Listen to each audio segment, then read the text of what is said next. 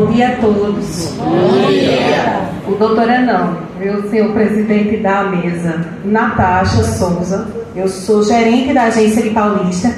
E, presidente Érica, não foi porque Bruno não quis vir, certo? Bruno, gente, é o gerente executivo de Recife, do qual a agência de Paulista é vinculado, mas muito provavelmente o que ele queria era outra coisa. Ele queria trazer para a agência de Paulista a solicitação da cidade, né? Isso já é uma luta antiga nossa da agência em nos aproximarmos das lutas civis que existem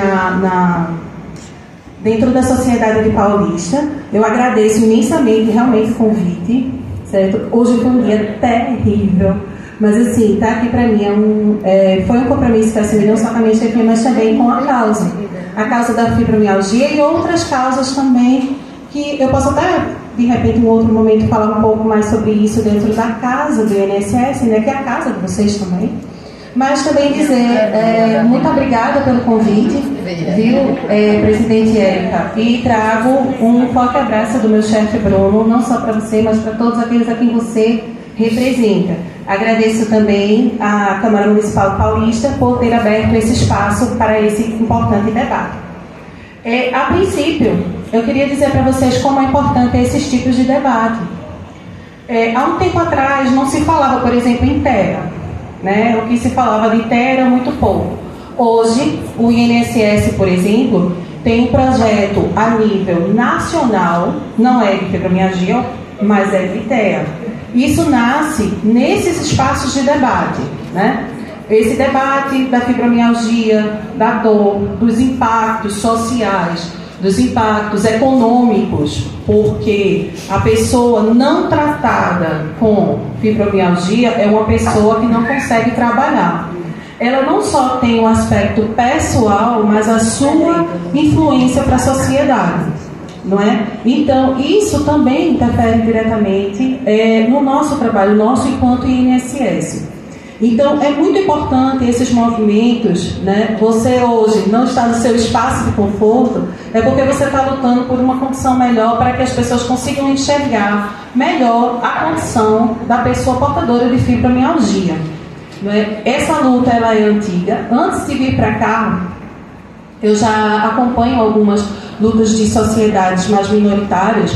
Por exemplo, nossa agência ela atende em Libras, para quem não sabe, para surdos. Né? Nós atendemos em Libras, para Libras mesmo. Nós temos um espaço para crianças também com autismo na agência. Não é o melhor dos melhores, mas é alguma coisa, já algum início de luta, né? E a gente sempre se preocupa com esses grupos, porque algumas vezes, por exemplo, quando chega no momento da perícia, eu vou falar um pouco sobre isso, e algumas pessoas chegam, alguns segurados chegam e fazem assim, o vigilante diz pra gente: Natasha, tem como dar uma prioridade, porque fulana, ela tem fibromialgia e está sentindo muita dor.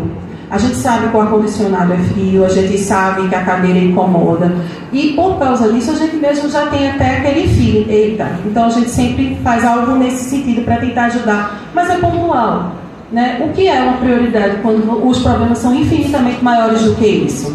Pode ser uma coisa pequena, né? É o que a gente pode fazer naquele momento, mas é o espaço de debate que faz com que a população de Paulista, o poder público e os demais entes, né, os demais atores da sociedade possam, de fato, estar atuando para entender o espaço de cada um daquele cidadão e a necessidade que cada um tem por conta de alguma condição específica.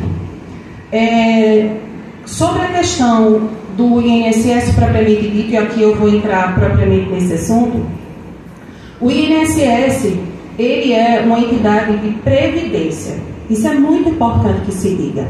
Porque o que é o INSS? Não basta você ter a doença. Ela tem que incapacitar para o trabalho. E todas as incapacidades, quando vão ao INSS, eles precisam passar por um processo de perícia médica. Nós temos um perito médico lá no INSS que vai avaliar as condições da doença. Se o cidadão chega até o momento da perícia médica e não tem documentação, veja que foi amplamente falada a dificuldade de acesso ao diagnósticos e tratamentos para isso. Quanto mais quando chega ao INSS que você não tem como comprovar aquela condição. E é necessário a comprovação para acessar o direito. Isso é o primeiro ponto. Eu poderia até falar que o INSS tem a necessidade, por exemplo, do impacto da questão contributiva. Não é ter a doença que faz com que tenha benefício. No INSS não há benefício exclusivo para pessoas portadoras de fibromialgia. Tipo, o benefício X é apenas para as pessoas portadoras de fibromialgia. Não existe. Todas as incapacidades, elas são associadas a doenças de uma forma generalizada. Então, por exemplo, hoje, por conta da luta social, existe, por exemplo, um benefício para as crianças que foram acometidas do Zika. Recentemente saiu, foi amplamente coberto, as crianças com Zika que tiveram um benefício específico para elas. Depois de um longo tempo de luta, mais de 10 anos, eu lembro do primeiro mutirão que a gente fez de benefícios de prestação continuada para crianças, que obviamente que tinham que ter uma determinada condição de BPC. E faz 10 anos isso. 10 anos depois, um monte de luta depois, um monte de crianças, infelizmente, que vieram a óbito depois, por causa da doença, foi aprovado. Né? Então, assim, o espaço do debate para vocês, para que chegue para a gente, que o poder público possa executar, possa formar leis ou formar decretos para que a gente possa obedecer, é muito importante. Lembrando que o INSS obedece regras. Então, voltando à história do nosso auxílio doença, existe um benefício próprio para a pessoa com fibromialgia? Não. Não existe. Mas, pessoas com fibromialgia têm direito a benefícios por incapacidade? Sim. Como? Tem que provar. Como? Você tem que ter um laudo. Embora, quando a gente pensa, por exemplo, como a fala da psicóloga, desculpa, esqueci o nome, Daiane, traz perfeitamente que você precisa se autoconhecer, mas quando você precisa chegar nos espaços públicos de acesso de direitos, é necessária a comprovação, infelizmente. E isso tem que vir do médico, da equipe multidisciplinar. Você participa de grupos multidisciplinares, você vai ao nutricionista, leve no dia da perícia que você faz acompanhamento com o nutricionista, você faz fisioterapia, você faz coisas, tratamentos fora a parte medicamentosa, né? É necessário o documento médico? Só o fisioterapeuta chegar lá e apresentar o documento do fisioterapeuta ao médico, perito, vai aprovar benefício? Vai não. Precisa do documento médico associado a demais comprovações de que você está indo para lá. Uma outra coisa que é muito importante falar, e eu gosto de falar sobre esse assunto de benefícios por incapacidade, porque calhou, que deve ter sido por isso também, Érica, que ele pediu para que eu viesse, que a gente trabalha com benefícios por incapacidade não só a paulista, mas do Nordeste inteiro. Então a gente tem uma certa experiência em entender, porque a perícia não passa pelo administrativo, nós somos do administrativo, né? A perícia médica é feita por um médico perito. E eu já vi vários casos de CID primário, fibromialgia, CID secundários, outras doenças associadas, que foi como o professor Bruno colocou. É importante apresentar tudo que você tem, né? A fibromialgia, como a doutora no começo falou, que é uma doença que é feita seu diagnóstico por exceção, isso significa que tantas outras coisas você também já deve estar apresentando. Então, sempre é importante entender que o ser holístico, que é o ser humano, precisa apresentar essa documentação diante do INSS. Desculpe, gente, desculpa porque realmente eu estou doente, tá? Mas aí, eu nem deixar de ir. Então, essa comprovação ela é absolutamente necessária. Quais são os passos para alcançar os direitos de pessoas com fibromialgia dentro do espaço do INSS? Em primeiro lugar, você tem que saber que existem 2 tipos de benefícios por incapacidade. Assim, eu não vou nem chamar dessa forma. 2 tipos de benefícios que pessoas com deficiência ou pessoas acometidas de algum tipo de doença podem ter. A primeira é a pessoa para quem trabalha ou contribui com o INSS. Esse é o benefício por incapacidade. Natasha, eu posso dar entrada no benefício por incapacidade permanente, aposentadoria por invalidez? Pode. Mas se o médico entender que você tem perspectiva de melhoras para fins do trabalho, esse é o papel do médico perito. Avaliar se a sua doença incapacita para o trabalho. Ele não vai questionar a sua doença. Ele vai olhar se a sua doença incapacita para o trabalho que você executa. Então, ou a atividade que você executa. Então, para quem trabalha, é necessário uma carência mínima, como o plano de saúde, né? É necessário uma carência mínima de contribuições, no mínimo 12, e você não está tendo... e tem algumas questões assim, se você tiver parado de contribuir, é necessário o retorno, porque é isso que a gente chama de qualidade segurada. Voltou a contribuir, ou contribui, ou trabalha, enfim, você precisa ter acesso aos atestados, laudos, exames. Liga no 135, 135 é um telefone que funciona de celular de graça, graças a Deus esse ano ficou tudo de graça para todos os aparelhos. Então você pode ligar para o 135 de segunda a sábado, de 7 da manhã às 10 da noite, e solicitar um benefício por incapacidade. Natasha, o médico me deu 2 meses. Por que o perito dá 2 meses? Porque a comprovação só foi suficiente para comprovar 2 meses de incapacidade. Lembre-se, ele não está discutindo a doença, ele está discutindo a incapacidade para o trabalho. O segundo tipo de benefícios que são para pessoas com algum tipo de deficiência ou doença é o BPC-LOAS, certo? O BPC-LOAS, eu penso que não é muito o que talvez a maioria de vocês queiram ou desejam, mas ele é um benefício para quem tem doenças acima de 2 anos que o incapacitem para os atos da vida civil e pessoal. Desculpa, civil e do trabalho. Então, não basta você ser incapaz para os atos de trabalho, mas para os atos de vida civil também, a respeito do PPC. A pessoa acometida de fibromialgia é garantia de ter... Aliás, a pessoa acometida de fibromialgia é garantia de ter qualquer um dos 2 direitos simplesmente por ter fibromialgia? Não. Porque o que é que o médico vai fazer? Comparar o que você está apresentando, não só de doenças e de incapacidades, com as suas atividades. Certo? Então, esse é o papel da perícia médica dentro do reconhecimento do direito. A parte administrativa, para aqueles que trabalham, essa é bem minha praia, é o que eu faço todos os dias, a gente analisa as questões contributivas, que são necessárias. Certo?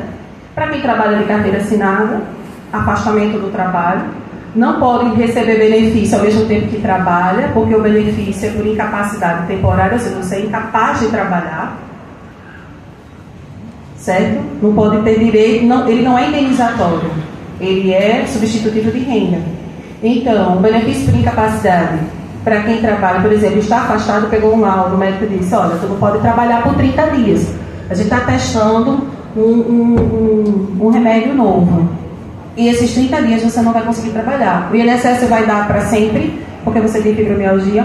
Não, vai dar por 30 dias. Certo? Novamente eu endosso. A gente não tem, e não os médicos peritos do INSS, eles são isso, médicos peritos. As especialidades deles são várias. Mas para conversar com vocês, eu conversei com uma médica nossa, que a gente tem uma grande sorte. Eu estou passando o tempo aí. Olha, por favor, se eu tiver, me avisa. Eu sou uma faladeira. Eu cedo minhas meia hora para você. Então, obrigada. Só deu dobro. É uma coisa interessante. É uma coisa que todo mundo, eu acho que também gosta de saber do assunto. Então, para vir para cá, eu conversei com uma fisiatra. Fisiatra é uma especialidade médica que ela é também especialista em dores de uma forma generalizada. E por um acaso a gente tem uma fisiatra na nossa casa. Ela não é concursada como fisiatra, ela é concursada como médico perito, que pode ser qualquer especialidade, do cardiologista, oftalmo, mas ele vai fazer a comparação entre o que é apresentado em termos de doença e a sua capacidade para o trabalho. Isso é a especialidade dele, certo? Então, o que acontece? Para conversar com vocês, eu falei com a fisiatra, eu fui conversar com ela, né? Porque eu tinha falado que a gente tinha recebido esse convite, aí fui conversar com ela. Eu acho que ela aqui em Pernambuco talvez seja a única fisiatra da casa, no INSS. Nós temos vários reumatos, ortopedistas, traumatos, tem outras especialidades nesse modelo, mas desses eu só me lembro dela. E ela me explicando um pouco sobre como é a fibromialgia e como isso é reconhecido dentro da casa. É por isso que, para os poderes públicos que aqui estão presentes, é muito importante, senhora secretária de saúde, endossar a necessidade que os médicos dos postos de saúde ou das policlínicas ou dos espaços especializados de tratamento dessas pessoas possam estar dando os laudos de acompanhamento, os laudos do que está acontecendo. Se existe equipe multidisciplinar acompanhando aquele cidadão, é necessário que os laudos sejam emitidos. Nós temos dificuldades, porque às vezes o laudo chega sem CID, sem explicação. O laudo diz, assim, chegam os laudos assim, bem misteriosos, né? Do tipo, vamos adivinhar. E não é por aí. O caminho vamos pensar naquele médico da ponta, do médico da unidade de saúde que está acompanhando aquele paciente, muitas vezes indo nas casas. Eu sei que a unidade de saúde vai nas casas porque ele foi na do meu avô, tá? Meu vovô que faleceu, ele tinha um médico lá, o médico da família, da unidade de saúde, que ia lá. E eu sei que ele sabia toda a questão do vovô. E quando se precisasse, ele daria um laudo para ela. Quer dizer, ela, né, era uma médica. No laudo para ela, a gente tem as agentes de saúde que são ajuda não. Não sei o que eu faria sem as agentes de saúde da minha região. Aquela mulher é uma santa. Mas assim, eles precisam, os profissionais de saúde precisam atestar a doença para quando chegar o INSS fazer o seu papel, que é a comparação entre doença e capacidade. A doença, a pessoa tem fibromialgia, mas ela tem uma doença a mais, algo, como se, não sei, por exemplo, ela tem a fibromialgia e isso acarretou um problema psiquiátrico. Ela tem fibromialgia e também ela tem como doença correlata uma doença reumatológica de alguma coisa, uma doença na coluna. Coloca todas as coisas, porque o indivíduo, o médico perito, ele vai olhar você de uma forma holística, ele vai olhar de uma forma completa. Ele não vai olhar só com partes. Agora, se você só apresenta uma parte, ele só vai olhar aquela parte. Certo? Então, isso daí. Então, só para responder uma questão que é colocada, por mais que os nossos médicos peritos saibam sobre a fibromialgia, entendam sobre fibromialgia, e eu sei que eles fazem cursos constantes de diversas doenças, não só da fibromialgia, teve recentemente de TEA e tudo mais. Mas é importante que você esteja documentado. Não é papel do INSS diagnosticar fibromialgia. É papel do INSS fazer uma perícia e analisar se aquela doença incapacita você das atividades da vida de trabalho, para aqueles que trabalham, para aqueles que não trabalham, benefício de prestação continuada, se a doença incapacitar para os atos de vida civil e do trabalho por mais de 2 anos. Tem que ser uma doença que não tenha perspectiva de melhoras para os atos da vida civil e dos atos de vida de trabalho por prazo superior a 2. Lembre, isso é o BPC. O BI, que é o benefício por incapacidade para aquelas pessoas que trabalham, é dado de acordo com os atestados que são dados pelo seu médico assistente, é como a gente chama o médico que dá o laudo. Então, e quando esse cidadão chega ao INSS com toda a documentação, com a comprovação, às vezes até mesmo, embora não seja o diagnóstico principal, não venha de um laudo, de uma equipe multidisciplinar dos outros profissionais, mas o fato de que você faz tratamento e leva para o perito que você faz esse tratamento já demonstra uma preocupação com a sua melhora de vida. E aí o INSS entra para fazer o seu papel social, que é ser o substitutivo de renda, para que você possa, com tranquilidade, cuidar da sua própria saúde. Eu vi que tem algumas pessoas levantando a mão, mas antes de eu abrir espaço para perguntas, eu quero só dizer o seguinte, senhor presidente, eu não vou responder sobre casos individuais, porque eu não estou com o sistema aqui. Porque eu só posso, porque algumas pessoas, quando a gente abre espaço para o debate, elas perguntam, mas o meu caso é assim. Mas o seu caso, eu preciso abrir o sistema do INSS, verificar as condições administrativas, verificar o que está descrito no sistema enquanto questões médicas, porque algumas informações ficam disponíveis para a gente lá, embora que a perícia médica não é um setor que é dentro do INSS, tá? É importante saber disso. O INSS, agora, os médicos peritos são um órgão à parte, eles não estão vinculados ao INSS, eles fazem as perícias de cidadãos para o INSS, mas eles não estão sob a égide do INSS. Né? Mas como nós ainda somos as pessoas que damos os benefícios ou que controlamos os benefícios, né? Então, fica sob a nossa responsabilidade essas respostas à população de uma forma generalizada. Então, eu só peço isso, tá certo? Quem tiver dúvidas, por favor, tire. Levante a mão, a gente está aqui para esse espaço. Vou dar já, a primeira palavra é a sua. Aquela senhora lá atrás é a terceira da esquerda para a direita, mas eu não vou responder casos que comecem assim. O meu caso é esse, a não ser que seja uma coisa genérica e que dê para eu responder sem acessar os sistemas, ok? Porque se for uma pergunta que eu precisar acessar o sistema, eu não estou com o sistema aqui para responder. Alguém pode, por favor, faça sua pergunta, minha flor. Eu nasci diabética. Tomo insulina desde criança. Insulina tipo 1. Eu tenho diabetes tipo 1 e tomo NPH irregular. Sou acompanhada com a endocrinologista.